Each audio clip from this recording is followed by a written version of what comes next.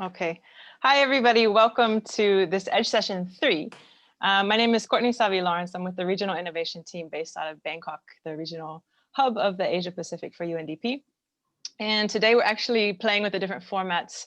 And this is a fireside chat with one of the most prolific writers and speakers in some of the phenomenal spaces around digital feminist approaches, collectives in regards to new ways of working, researching, and really investigating some of the spaces in between when it comes to what's emergent when we're looking at big tech, as well as human rights and other things of that nature. So it's an absolute pleasure to introduce our guest. And how today will run, we will actually have a bit of an organic conversation. And what that means is that there's a lot of space for anyone joining us live to be a part of that. So if you have any kind of questions or comments along the way, this is absolutely a moment for you to voice it. But just wanted to say, for starters, as we know, Payal Arora is with us. She's a digital anthropologist, an author, a speaker, and holds a chair in technology values in global media culture at Erasmus University in Rotterdam. So she's joining us in the early hours in Europe with us live. You may be familiar as well with some of her other work. The Next Billion Users is a publication that came out, a book that came out in 2019, which is really looking at counter narratives as well as we just mentioned, some of the ways in which you can read between the lines of some of the mainstream conversations when it comes to tech and rights. There's also a wonderful TED Talk and many other things available online. But really what we're here to explore is actually a new initiative that she's co-founded. And this one is specifically FemLab Co, so Feminist Approaches to Labor Collectives. And we're going to start first and foremost by just asking Payal to share a little bit around the origin story. How did this initiative come to be? Why was it started? And what do you hope to achieve with this? So Payal, if you could just paint the broad picture to us, and feel free to add any other background information if you prefer that maybe I've been hastily, accidentally leaving out in the introduction. But just paint the picture around what this is all about. Excellent. Thanks, Courtney, and thanks to everybody who's made the time. I can imagine the end of the year means sort of a Zoom fatigue, and I get that, right? So I appreciate making this time.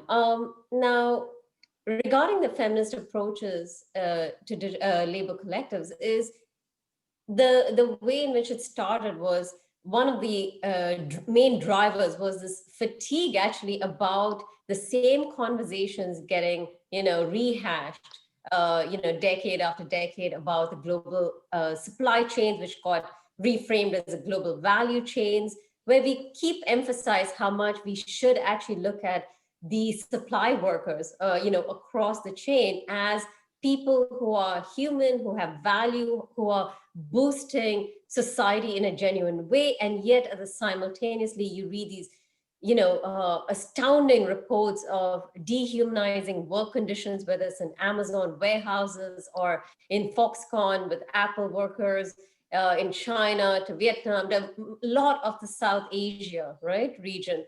So what is it? And then, of course, with the Rana collapse, you would think, okay, surely these are such basic provisions, whether it's like looking for safety measures, looking for decent human conditions, and even that we are unable to meet. So what does it take to change the game, right?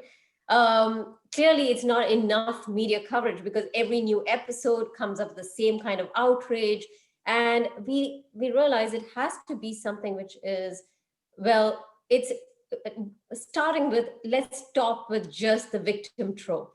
That, okay, because that's clearly not working. How about looking at what people are doing already, right? How are they pushing these frontiers? How they are capitalizing on current tools? So the way in which we look at, digital tools are not just as channels of communication, which allows these workers to organize themselves collectively and possibly create change through that, as well as these platforms. So these are digital spaces of inhabitation where work can play out in ways which could be more meaningful and possibly change the dynamics within its own society. So the co-founder, Usha Raman, who is at University of Hyderabad, and myself applied for seed money from IDRC, which we were granted last year. And we were very happy to get a wonderful team in Bangladesh, India, and the Netherlands to work with us. It's a very interdisciplinary team, from legal scholars to sociologists, feminists, and even computer scientists, to looking at these problems. So we decided to really go in from a granular level, because the global supply chain and global value chain is the macro part of the story, right? But few works were intersecting user experiences, like basically these women collectives at a very granular level. What are their concerns, their perceptions, but also more importantly, what do they do? What is a larger, social ecology within which these tools are embedded? And by understanding these, we can actually amplify, enable them, support them in ways that actually can further their efforts, recognizing that they are already doing some very interesting work to enable themselves, and can we actually help them out, right? And be in alignment with that. And then how do we tie it to a variety of stakeholders, from the local municipalities who are, whether it's like, as we see a number of features getting compounded together, like mobile payment systems, right? Which enable workers, and that has its own ecosystem. So how do we map out the stakeholders and have their voices in it, to actually designers, a lot of UX designers and platform designers, and how they actually enabling that, because that could be literally the future of work as we see it playing out. So this is what our project is very feminist in a sense that we put at the center low-income, precarious workers, and it just so happens a majority of them are women workers who tend to have a number of barriers, socioeconomic, but also deeply cultural barriers on being visible, being online, being seen and heard, not to forget to actually work, right? So as you know, in South Asia, there's a lot of stigma too about women should not be working because it signals that their family is not doing well. It's disreputable. And so I think that's, and Courtney and I can grapple with more about how does that actually align with the future of work, given these enormous and persistent challenges. Okay, thanks a lot for that. And for those of you that, if this is a new initiative that you haven't yet had an opportunity to explore in depth, I think one of the things that is being done quite prolifically and well is a lot of working out loud. So many different posts and sharing of the research as you go.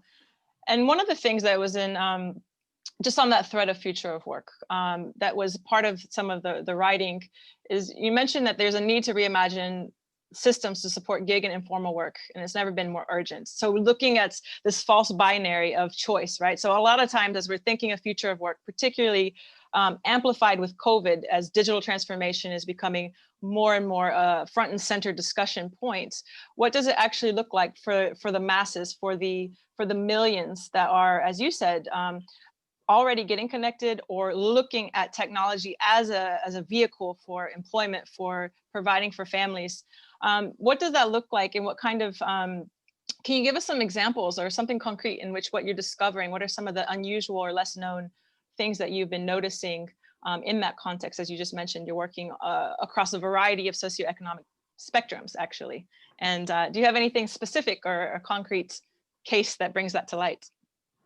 Yeah, so we've chosen 5 specific sites because, as you know, as a digital anthropologist, the first thing you do is locate your conversations in specific sites, in specific contexts, to make it meaningful. So we have chosen 5 different sites, which is construction, artisanal work, garment sector, because Bangladesh is very heavily invested in these 2, that's artisanal and garment, and they're heavily inhabited by women workers.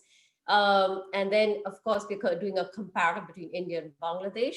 Then we also have salon services, because 40% of gig work using these work platforms in India and elsewhere in the South Asia tend to be salon oriented. So you have someone, you can book someone to do your nails, to come to the house.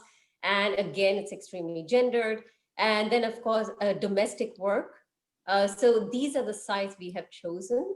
And the way in which we have been approaching it has been has had to undergo some modifications because of COVID. We were planning on going into these communities, partnering with NGOs that have been working in these specific fields for a long time to gain credibility. So we had the whole plan of action mapped out. And now, of course, for obvious reasons, we are unable to go into the trenches, shall we say. But what we are doing is we still having conversations with stakeholders, or with, it's a sort of a snowballing based on our networks existing, and to understand also policy shifts, legal shifts, and how that actually impacts these workers. So let's get a little more concrete. Like, I think one of the dominant conversations we had at the initial stages of this project was about mobile payments, because after COVID kicked in,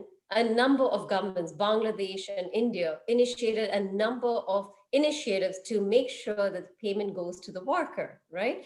So Bangladesh and India both trying to circumvent the typical corporatization platform through which these payments go through, and they're pioneering their own state-based payment systems, which are free or relatively low in fees, and other companies can build on this to provide services. After all, many of these countries are inherently welfare states. But what we found is that while it was remarkable an achievement, like Bangladesh, it took them about a month and a half to do something like this, which goes to show that when there's commitment and drive from the state level, things can move very fast, and that gives me some hope. On the other hand, of course, the devil's in the details, because it was much more loosely packed in terms of regulations, in terms of data security, which are very, very crucial, right?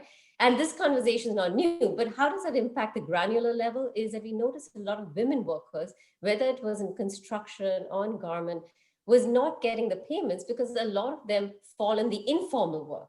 So the formal workers tend to be male, and the informal precarious laborers tend to be female. And on top of it, they are often migrant workers, for example, in construction.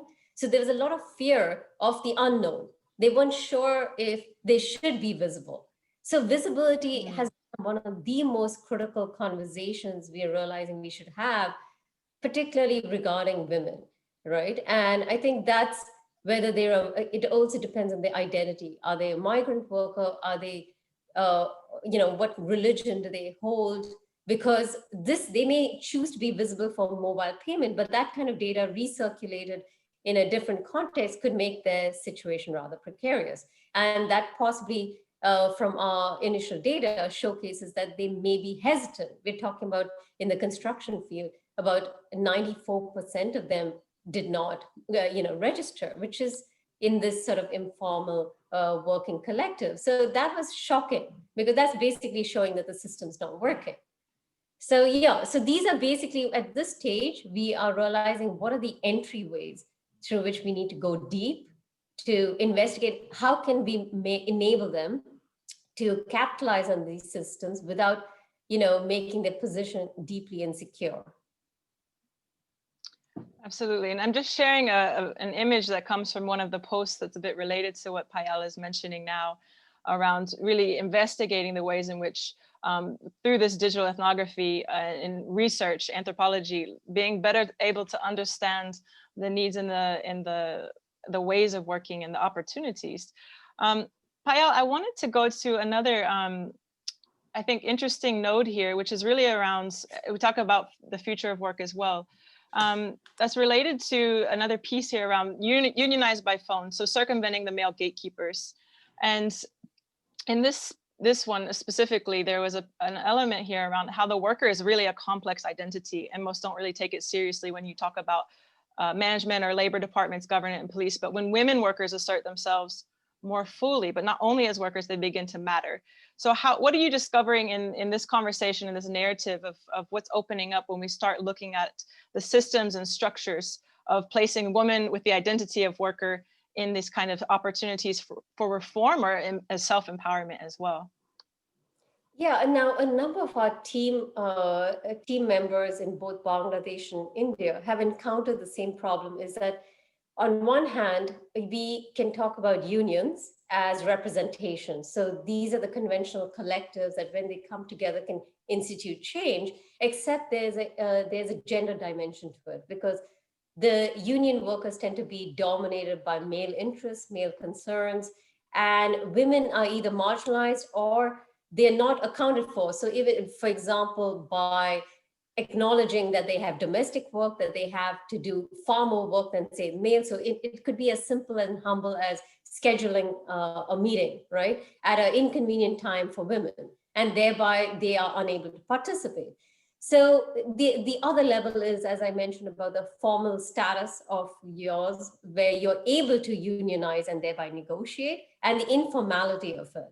So what we have actually encountered is that women are not asserting themselves in these conventional collectives, but women have been part of a different kind of collective, which tends to get negated, these civic collectives, which are much more organic, but persistent and structured in a sort of organic, it gets structured in an organic way. For example, the photo you had just shown about these women in a vehicle, right, where they're commuting. So part of it is to save money. They share a ride. So these are domestic workers, so they can actually go to a point A to point B. And through these actual physical spaces, they're able to share informally their stories of their employers, what kind of wages are they getting, so as to compare. So it's almost like a litmus test of what's the market like right now? How hard is it? What can we get into for our work? Who should we avoid? Are there better strategies to, push for maybe a day off, or, so these are the kinds of conversations that happen. And then WhatsApp, for example, is an extension of that kind of conversation. So it sort of humbles the role of technology, but doesn't undermine it. So it is really important, but if we were to just look at the WhatsApp conversations, it would have far less meaning, because we are missing the broader context of these are critical spaces, where of ride sharing. But during COVID times, this is for, the most part gone, because it's not safe to be crunched up together. So it is actually impacting the collectives in ways that, we are seeing right now, which, rightfully highlights a concern that are we going to have a far more formidable problem, because are we stepping back and a decade or so in terms of women's rights and women's movements because of these physical barriers of social distancing and curfews, etc. Yeah, and I think actually what I would love to expand on a little bit more and hear your perspective is also this role of surveillance, right? So the ways in which tracking is possible, and not only from the structure of future of work in regards to the ways in which this ability for technology to be able to understand with big data, specifically different dimensions, right? Heat maps of cities and locations and ways in which trends may be going as well, for that matter. But there's also a perception piece here, and this is somewhat tied to the elements of the book that came out as well. But in some cases, there's a hypersensitivity to this, and people are avoiding, and women in this case, in some of these scenarios, avoiding wanting to be engaged in these apps because they're fearful of being identified. On other cases of that same spectrum, particularly I think on this this thread specifically around using access to technology literally for more so for entertainment purposes, less than economic mobility. What are you noticing? And under COVID times, we're seeing so many different things, civil liberties being, let's say, clamped down on in the name of COVID and contact tracing, et cetera, in terms of protection. Are there any kind of interesting observations that you and your team have been observing from the field, so to speak? Yeah, so, I think that's a good, just stretching on the point also before is about leadership. When women come together, they're not necessarily looking to be profiled as the leader of the group, right? So typical of a union where you have someone who's a face of the union. actually, this is very much in alignment with what's happening in Hong Kong. And it was interesting, some of the more recent articles about the strategic leaderless movements, where it's hard to pinpoint who actually is driving this movement, which is quite a departure from the prior, coverage of, say, Occupy movement, saying that, oh my, because it's so chaotic, and because you're unable to get the leadership and extract it, thereby it doesn't have power, right? So we tend to parallel and basically we tend to make link the power dynamic with a strong leadership dynamic, which needs to be disbanded, right? Because in these cases, it is very powerful for women to not quite be detected and visible and yet be heard and seen. And that is an art in these kinds of spaces. So indeed, that takes a very different form when you go online, because how do you remain invisible? And this comes with layers of culture, right? So it is disreputable to interact with strangers. So also that you shouldn't be visible, like facially, because if you're wearing if your sari is a little off, then you're showing skin. So there's so many dangerous elements. Just the fact that you have a photo out there shows that maybe you're a whore, you're a slut, you're trying to get attention. So there's so many markers which are extremely gender that ensure basically that the person should not be findable, should not be searchable. Look at the features also about locked profiles that have been instituted in the name of empowerment by, say, Facebook, Twitter. And it is interesting to see how feminist groups are celebrating this. But because I have to say, I have felt very uncomfortable with that, because it's akin to relegating them into the domestic sphere, saying, okay, we do have a problem, so let's just accept that the public space doesn't belong to you. And in this case, the digital space as a new public space, and you should be relegated in behind locked doors, which makes you harder to be searched, harder to come together. On the other hand, they're still moving forth with encrypted platforms, which is their safe space.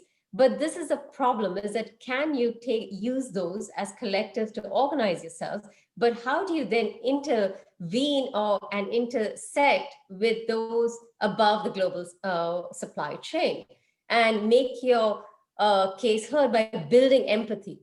So this is part of also what FemLab wants to do as part of the next step, is to come up with digital storytelling campaigns from this, because understanding that they are possibly unable to build empathy through visibility. So can we create, very engaging, animated campaigns through WhatsApp to showcase what are their rights, but also what they are doing, and to actually put a lot of pressure on consumers as well as brands to change the course of operating, right?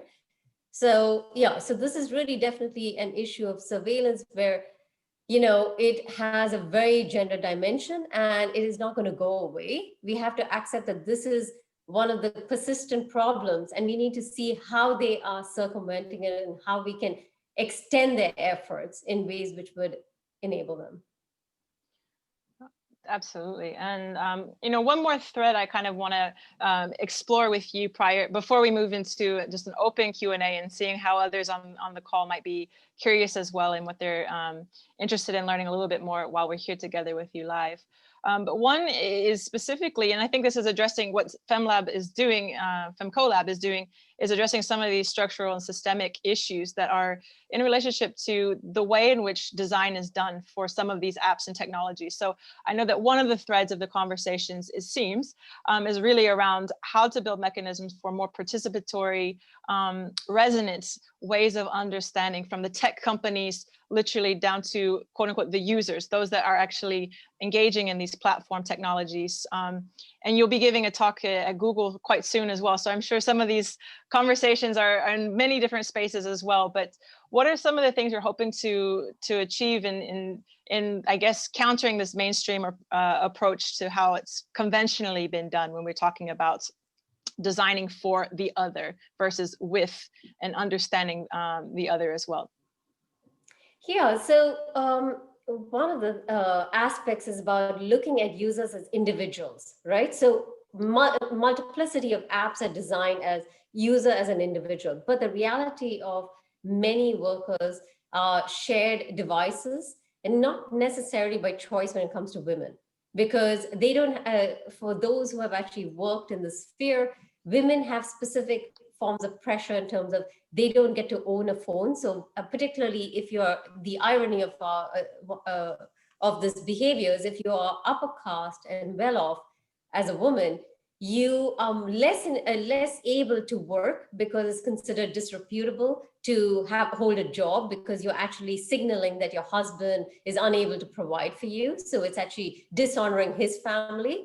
So actually, if you're a lower caste, low income worker, woman, you actually have more freedoms, ironically, in being able to work and thereby purchase a phone and be able to have individual access to it in the name of like, well, you're enabling your professionalism so as to support your family, right? But so on the other hand, we rather than look at it as males are against, like whether it's fathers, brothers, against the women, it is far more complicated than that, because we've also in our initial findings found that they can actually slowly get on board.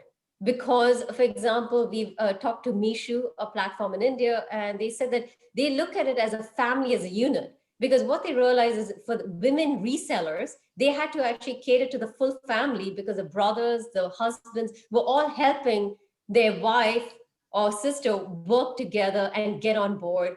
And so it was a communal effort within the family. And initially they wanted the women to do all the work, right? Like, okay, on top of this, you should also do the domestic chores. But as money came in, they were taking on a little more work and helping. So it's not grand disruption, but it's these subtle, humbler forms of disruption that make some meaning. And so when you are looking at whether it's financial payments or reaching out, we have to look at it as the ability to create a flexi identity of individual versus a group identity and treat them as a singular unit, much like, the self-help groups from the 80s, which, in Bangladesh, which already proved that it could actually work. Of course, it's followed with decades of critique, but that's more in terms of implementation.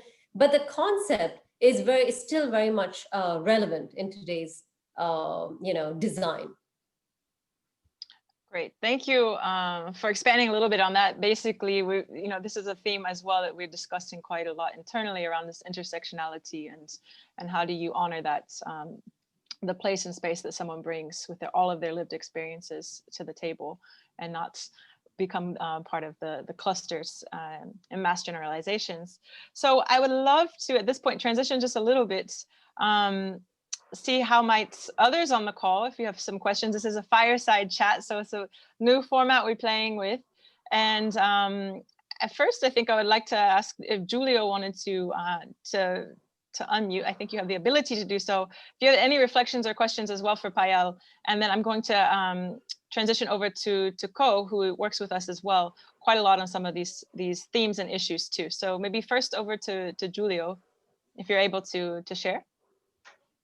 Yeah, thank you very much for taking the time to share this. I just wanted to hear a little bit more about the methodology that you're approaching and your approach to the digital anthropology.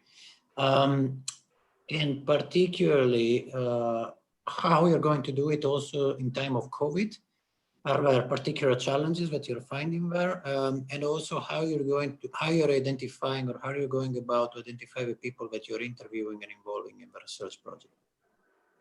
Absolutely, and it's nice to hear you, Julio. It's been a while communicating with you on Twitter and whatnot. So nice to see you almost in person, at least in COVID times. This is as close as we get.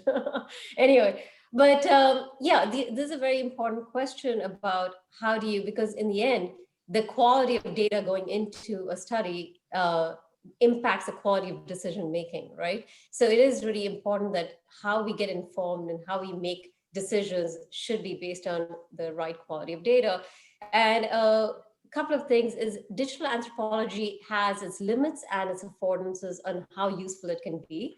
So it does actually start with it would help that you have actually established networks, which is one of it is when you go into the field as any kind of group like us who's founded much more recently, it starts with just being humble, knowing that you don't have that kind of credibility and you don't need to, and you can't, right? And also it's a constant motion. So identify groups that have been doing very good work, which is not necessarily digital at all, nothing to do with a mobile phone, but do they have the credibility in the community? And so our first round was to map those actors who have credibility, who's doing good work, who's been persistent in those areas, who have actually tried to institute change for these women workers.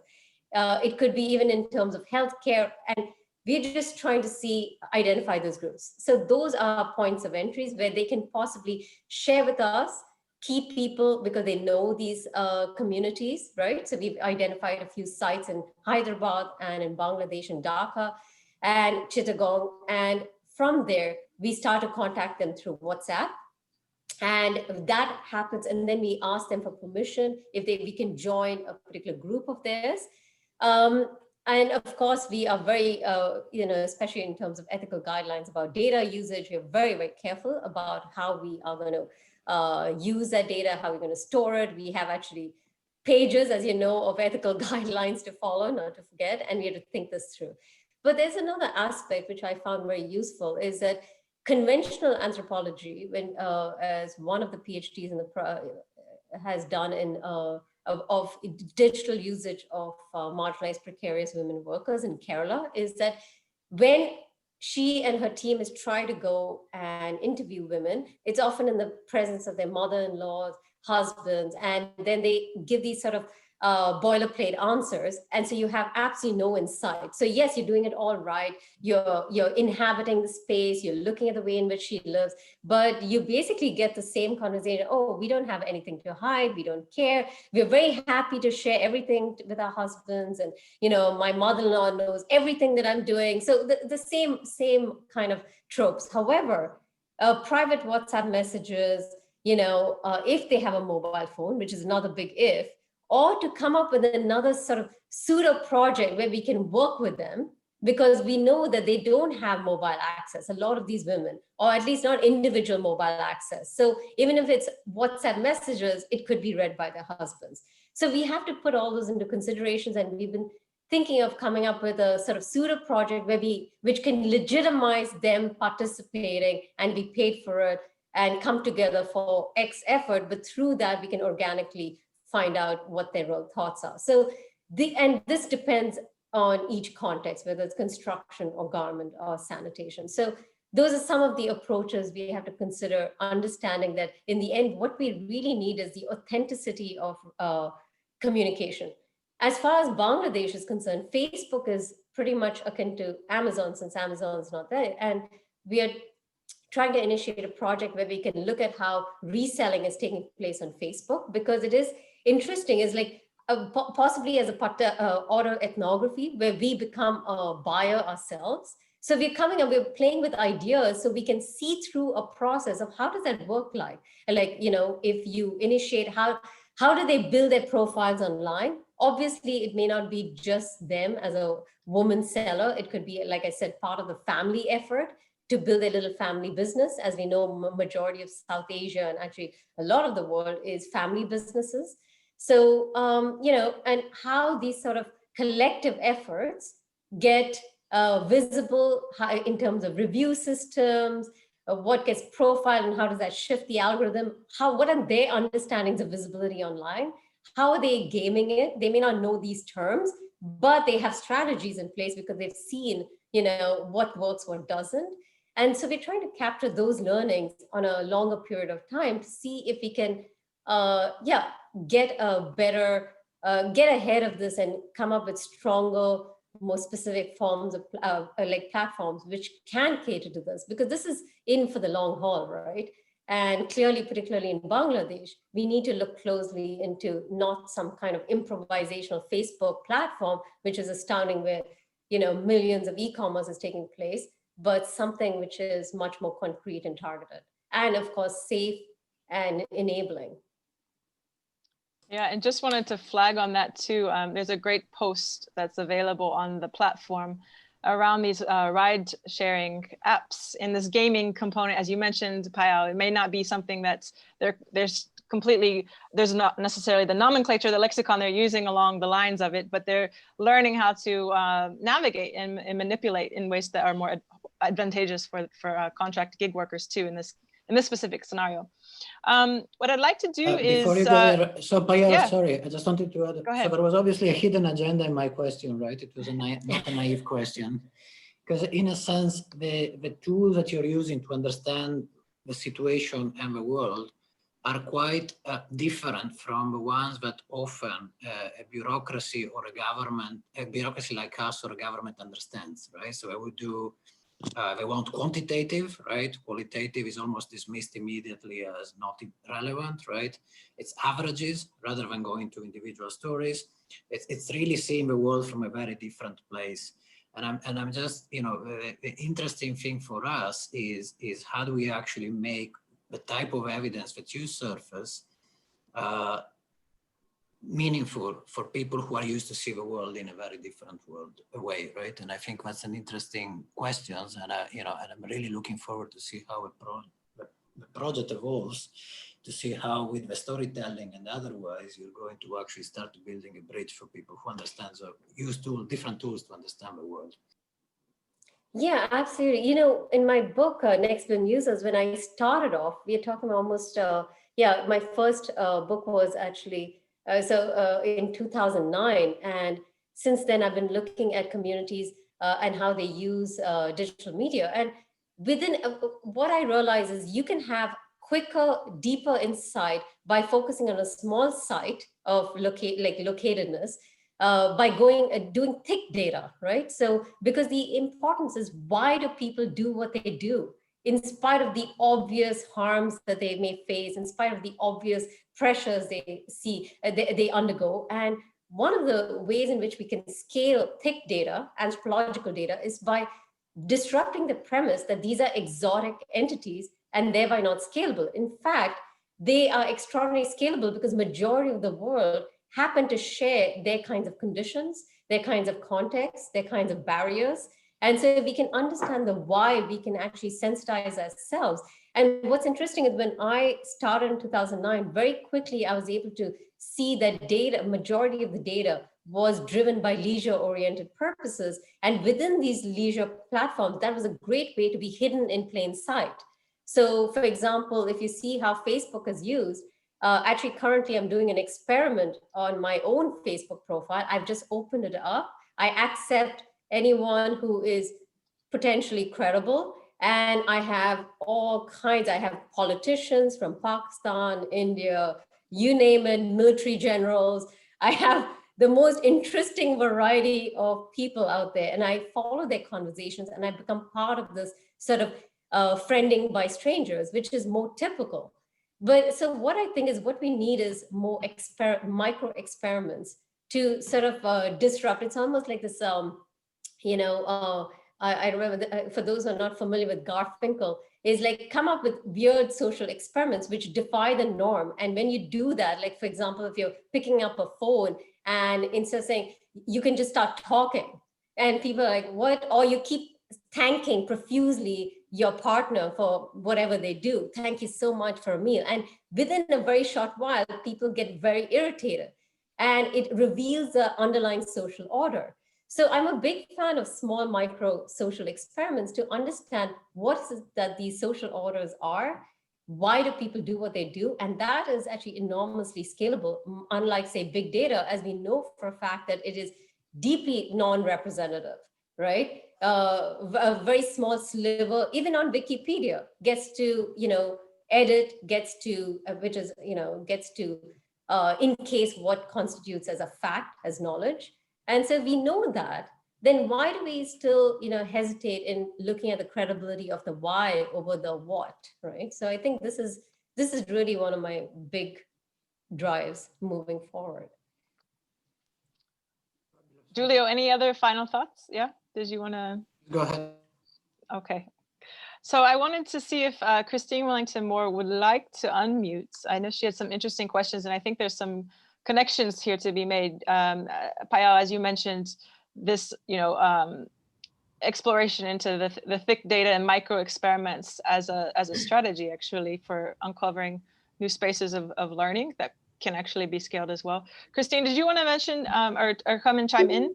You can unmute your microphone. Yeah, can you hear me? Great. Okay? Yep. Yes. Yeah. So I actually got cut off briefly, so I think I lost my question. So I'm going to kind of try to remember what I was saying. So I work with SDG integration, and one of the things that I have been thinking about is everyone is like, oh, digital transformation. They think it's this panacea. But coming from a projects, environmental mainly, and some social project background, I can't help but feel that there's an element of not just environmental, but social safeguards around digital. I feel as though we, even UNDP, in working with governments, should be walking them through some sort of guidance as relates to being, aware of the potential risks, the pros and cons of digital. And, I have been actually using a tool just to play around, a tool that we used to use. And I'm trying to expand it to include things like, justice, inclusion, assessing the risks of exclusion. I'm really interested in thinking of if it's possible, for example, to find the appropriate expertise to do papers on things like the cost of exclusion. Because sometimes I don't find people listen, you're telling them it's wrong and they're like, mm-hmm. But if you tell them, look at what it's going to cost you, unfortunately, you always have to figure out what the hook will be, depending on the stakeholder you're dealing with, right? So, there's a part of me that would love to do something. I don't know, I'm not an economist either. I know there are many breeds of emerging economists. I know there are many breeds of emerging anthropologists, et cetera, et cetera. But somehow to work on something like the cost of exclusion, it can't do it for everything I imagine, but if it were possible to do this in countries, pilot it in a few countries, so that governments or even digital partners understand that how they tailor their products is losing them, they're losing out as well. Apart from the people that are getting lost in the system, they're losing out as well. So I was just wondering if FemLab, first of all, is thinking of these things, or would be interested in collaborating on things like thinking through what safeguards can look like from the right thing of rights and justice and these sort of things.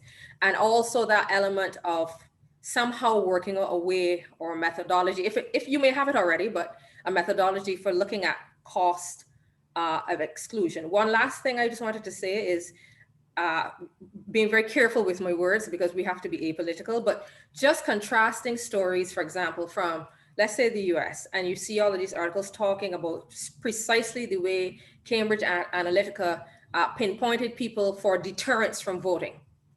In this case, the government has more capacity in the digital, right, understanding to manipulate its citizens. On the other side, we're here in Thailand and watching young people, and actually it was young school girls that started this.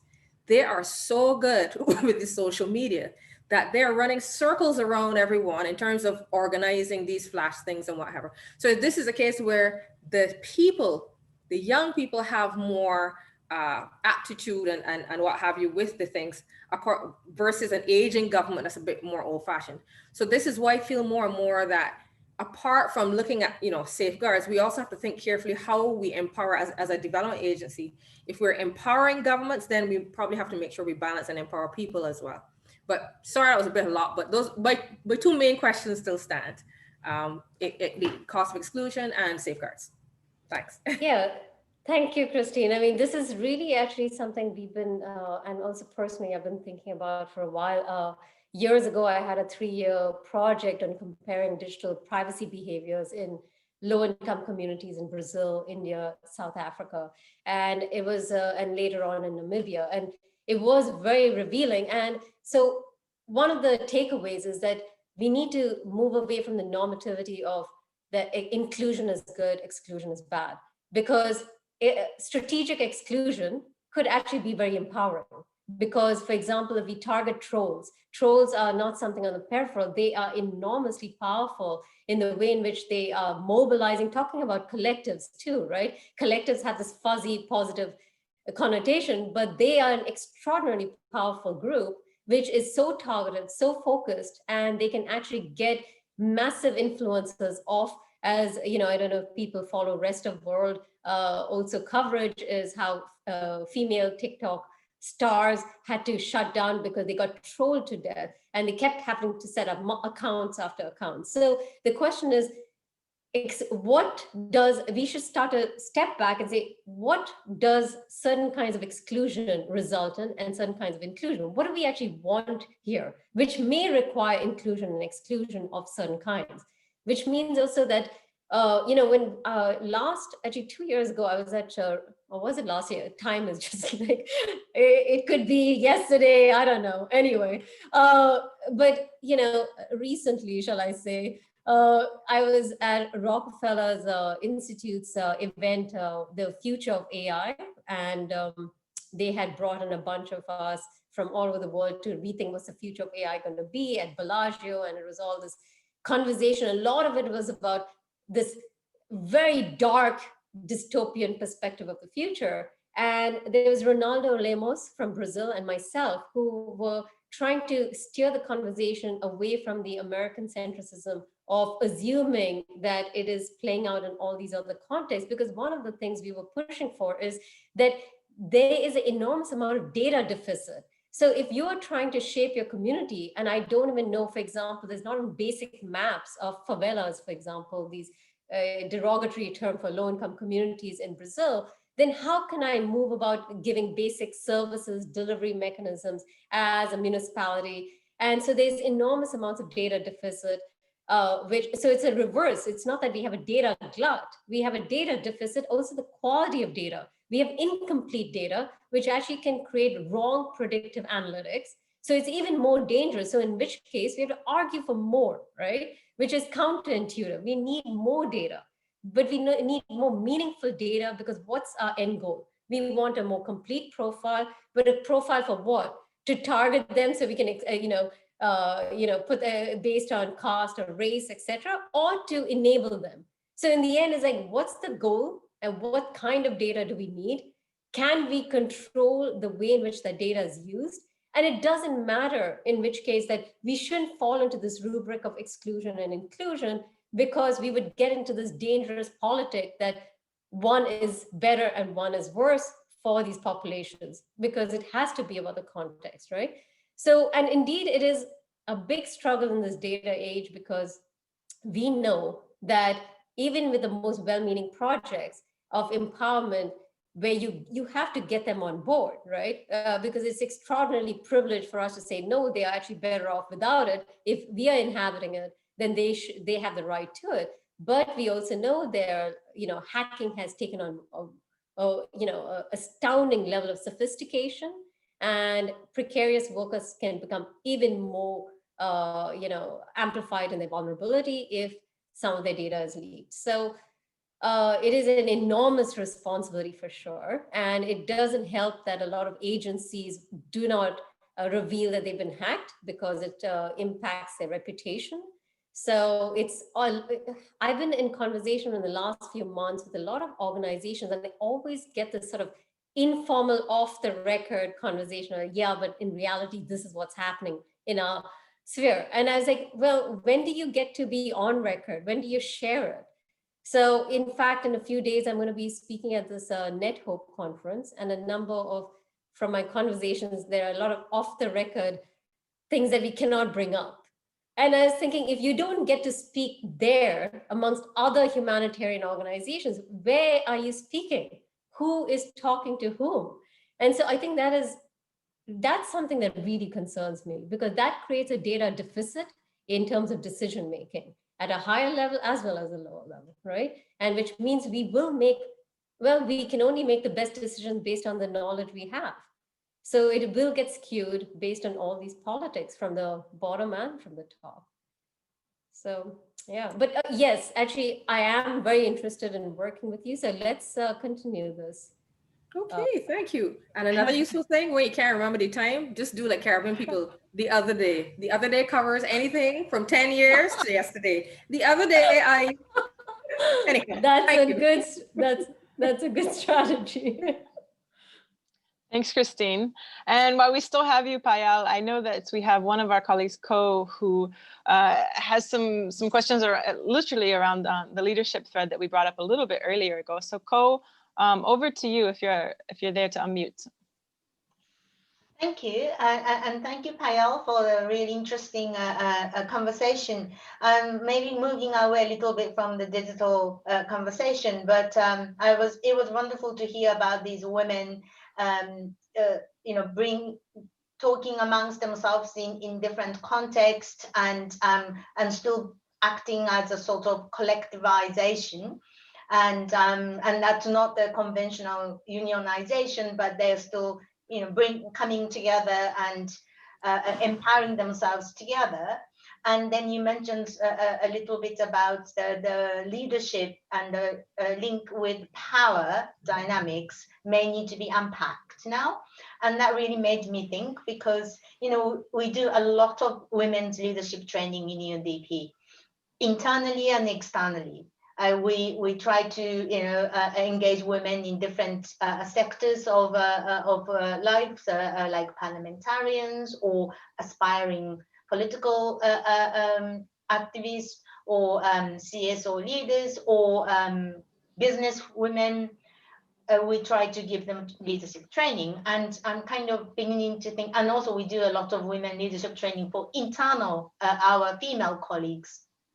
And I'm beginning to think that, these may be actually contributing to recreating a certain model of leaders that actually limiting the opportunities or limiting the potential of what leaders can do to influence. And so, very interesting to hear how then next generation of women's leadership training, because you see many institutions actually advertising for leadership training. I keep seeing an advertisement from universities in the UK, inviting people to apply for the women leadership training or women executive training and so on.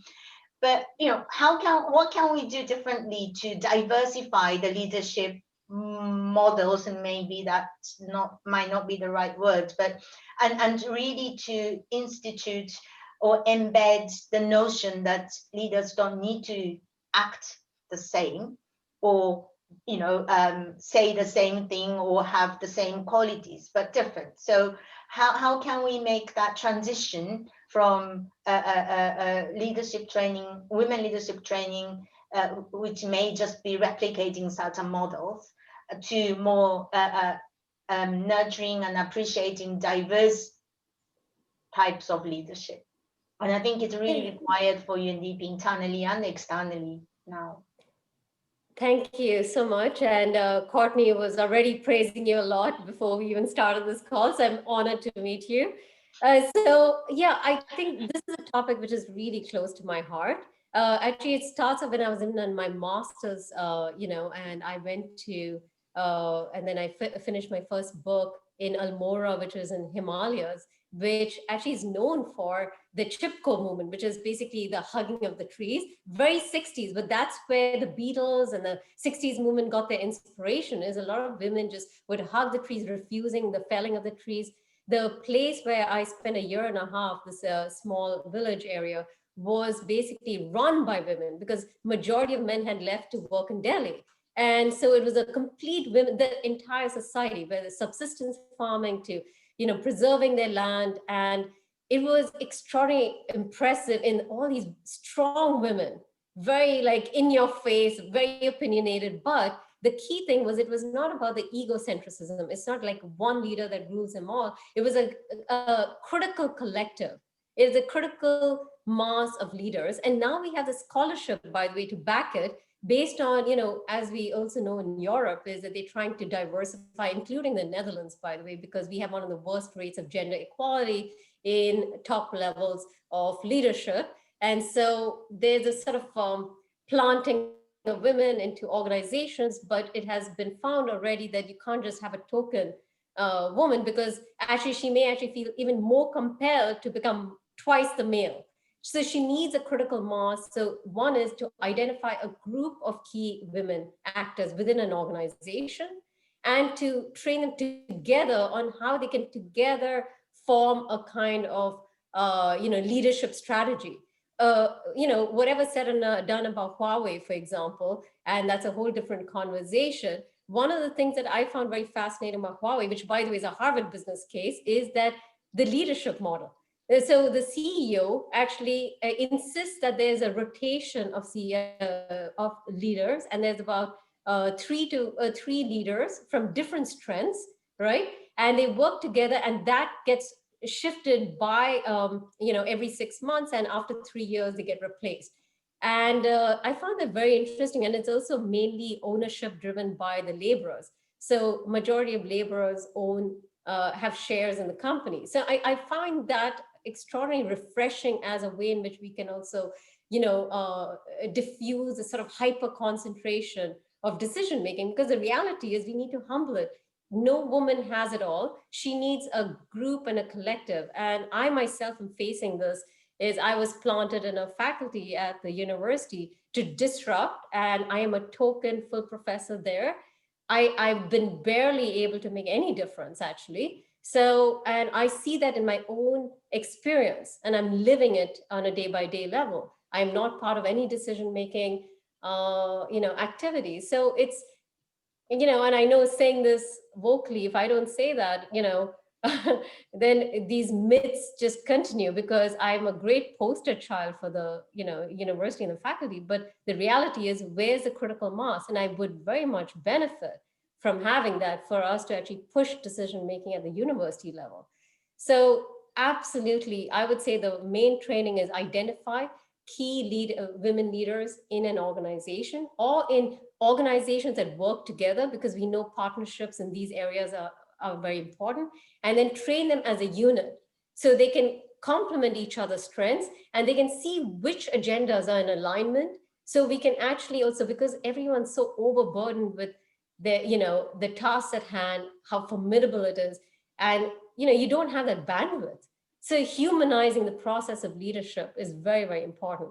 So yeah, I mean, I could go on about it because I feel very strongly, considering I'm living it. And it's extraordinarily frustrating. There are times when I literally, a few months ago, I was thinking of getting out of academia. That's how bad it can get. And I'm thinking, hang on, I'm so on the surface, I'm the one who's made it. So if I'm feeling this level of frustration, what does the average woman feel? So it's something that makes me actually outraged about the situation, and I would love to do something about it. Well, I think we should have designed this to be a longer session. Payal, do you have an extra 5 or 10 minutes to stay on? Sure. We have some great questions that have come in, and thanks, Afreen, as well, for sharing the link to the movement and the role of women in it that you were just referring to.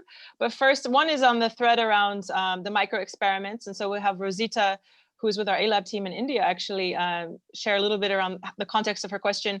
And then Karuna, similar to a lot of what your book is driving home about, just because you have digital access does not necessarily equate to a tick up the scale, so to speak. So maybe we can have both Rosita and Karuna just share the question, and you can then answer that as a wrap in closing as well.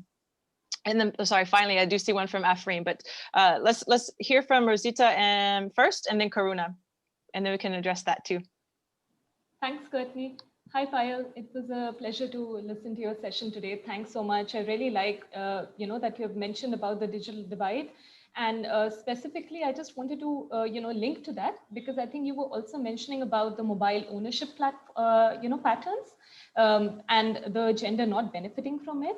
So similarly, we have seen during this pandemic as well, that a lot of our school classes have now shifted to virtual classrooms and, online platform. Everybody is talking about big data currently in India as well.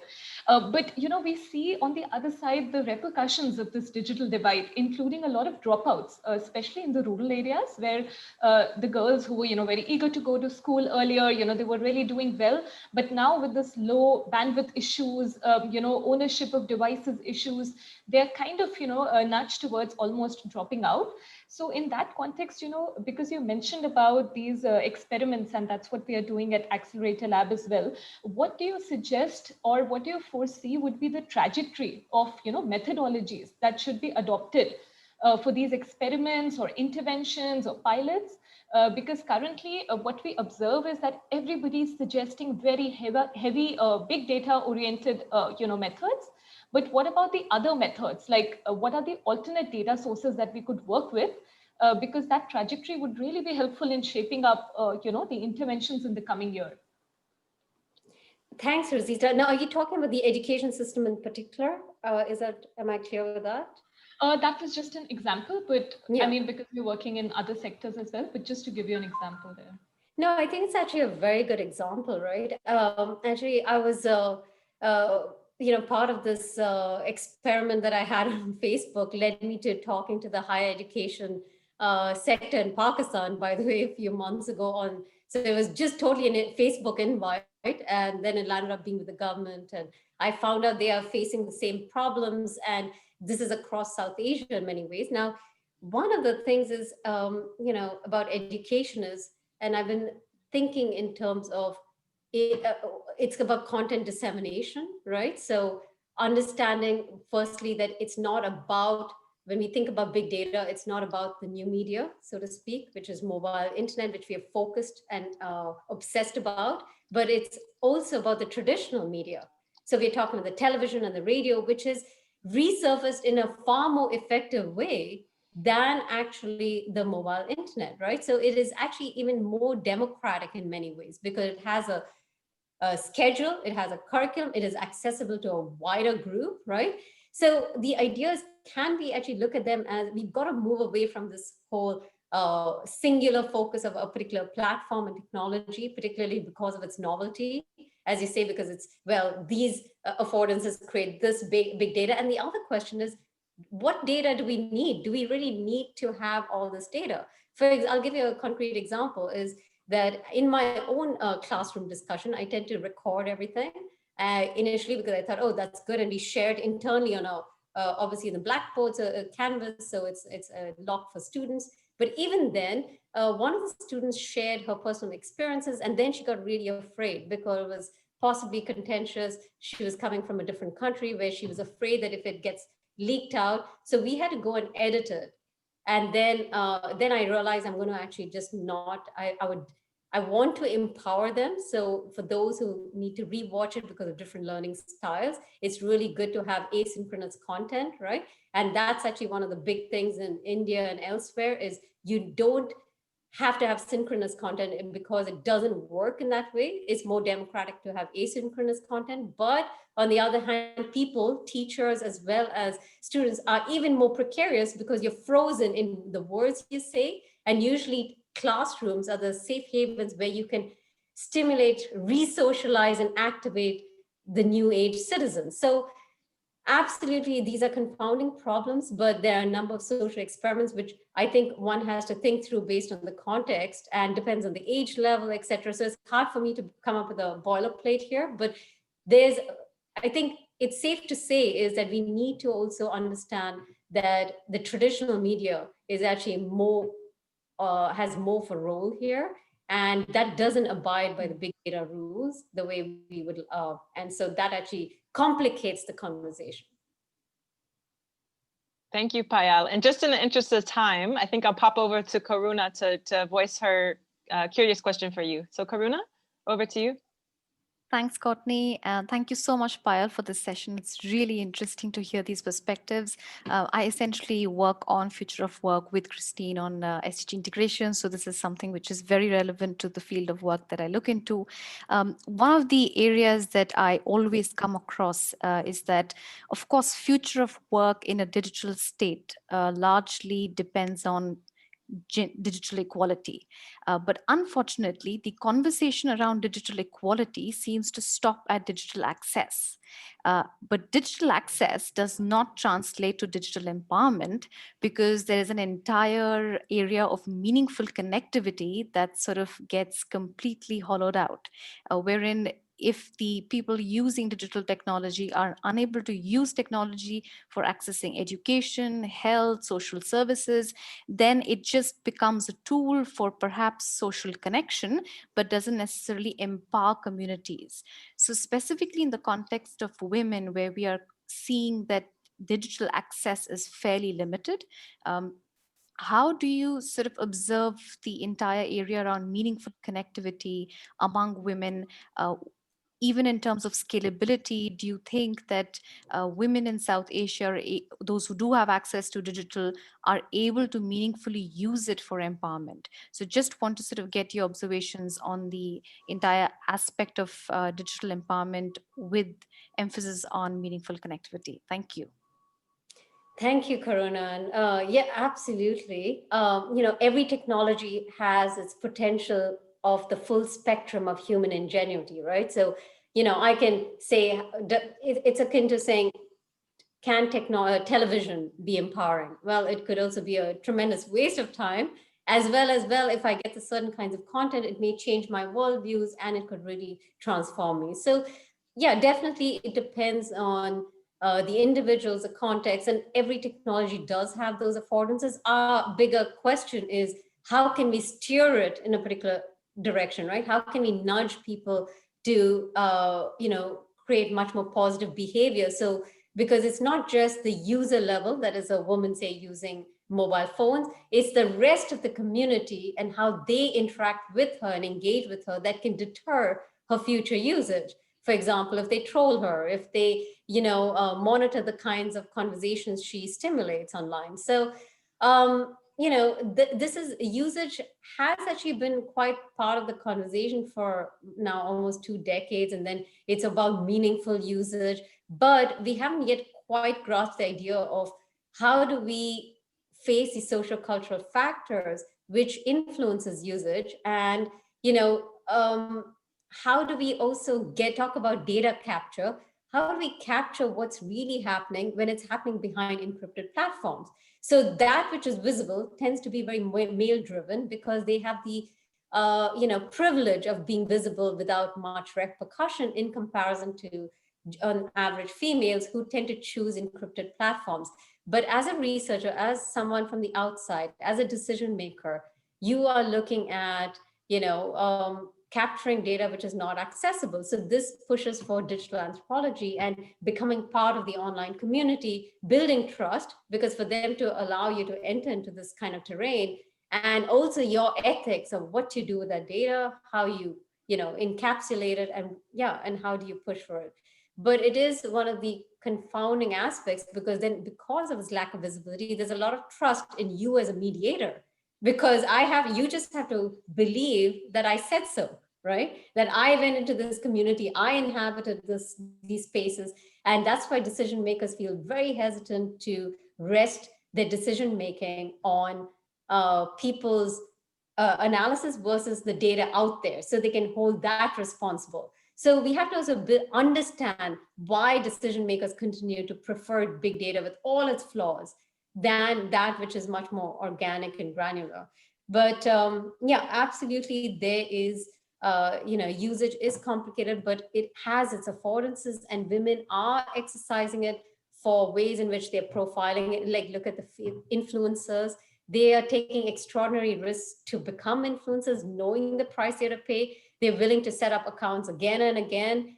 And that just shows a astounding amount of resilience that women demonstrate in the face of this kind of persistent crisis, shall I say, of gender technologies, gender behaviors. And so we can learn from this kind of persistence and resilience. So one of the final notes I would say is, we should not lapse into pessimism, because when you see this kind of resilience is driven by hope. And if they can have hope and hold on to hope in spite of the situations being so replayed and reproduced, then surely we can in our much more privileged settings, right? So we should definitely be more hopeful and more strive towards steering this conversation and user behavior. But absolutely, I agree with you that these are areas we have to look at. And Payal, I know we're stealing more of your time. One final question, if that's okay, timing-wise, from our colleague Afreen, who is really, I think, actually landing on it's good to zoom out and looking also in the policy side. So Afreen, if you are able to unmute, please feel welcome to voice your question in your own way. Thanks. How could I leave this opportunity to voice the question? Payal. Hi, Payal. Thank you so much for such an insightful session.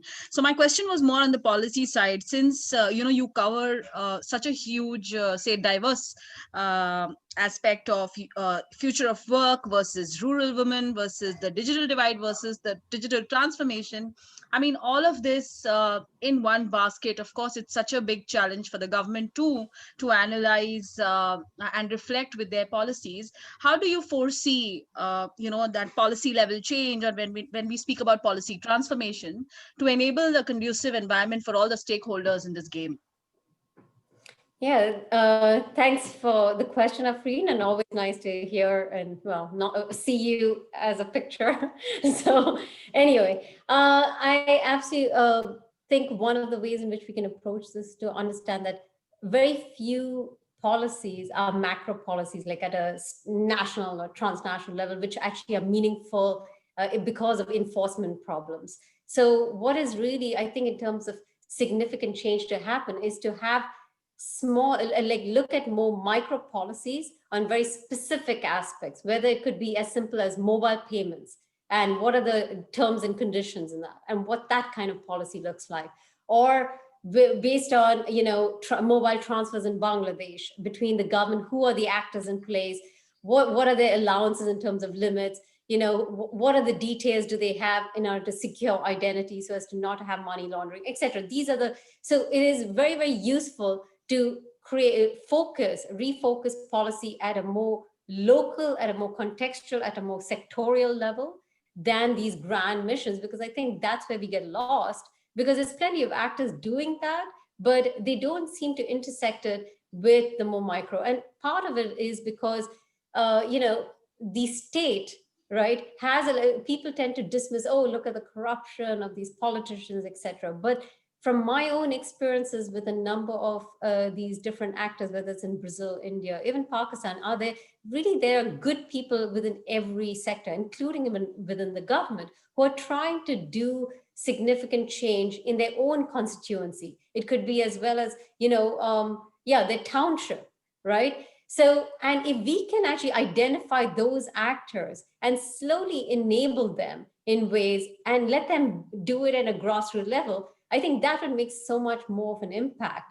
So, so I think for me, indeed, I seem like I'm doing like 100 things, which actually explains why I have no life. But actually, in reality, I have these are grand missions, but we do always humble it down to a specific site.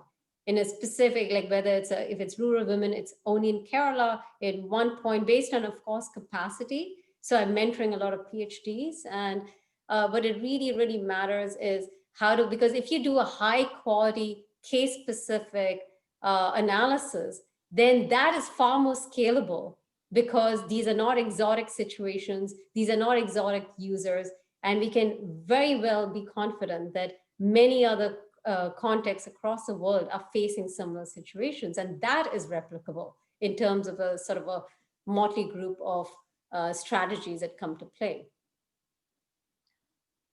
Payal, thank you so much. You've really helped us cover the universe in so many different interesting, fascinating possibilities in the past 75 minutes, starting with just simply the platform itself of FemCollab and what is happening there, why you started the initiative, some of the lens, tools, and a process and approach around perspectives, looking at it from the lens of a feminist approach, labor collectives, painted out different concrete cases, primarily from Asia, and then also you helped us go to Latin America and Africa, and some of the examples that you shared talked about policy and in micro experiments.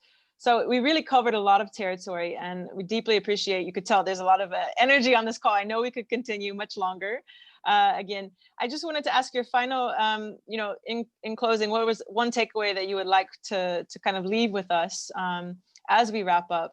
And it could be something that maybe has gone unsaid, or something that you would like to share as more of a provocation. But if there was one final thing that would be a message that you would like to connect with, what might that be for you? Well, I think we when we talk about the future of work, we tend to look at the formal and the informal, and we have to look at the space in between, because the answer for the future of work lies in between, as we see with gig platforms, where they're creating a basket of services for those workers who are depending on the hours of work they put in, and access to healthcare, possible, depending again on the platforms, right? So I think that's my real takeaway, is that the gray area in between, whether it's exclusion and inclusion, or it is collective or individualism, or it is, you know, in this case, formal or informal, much of our deep insights rests in between, because you're going to see a whole form and variety of strategies that the marginalized majority are deploying as they intersect with digital technologies. And we need to attend to that, because dichotomies in these cases just don't work. And I hope that would help us move forward.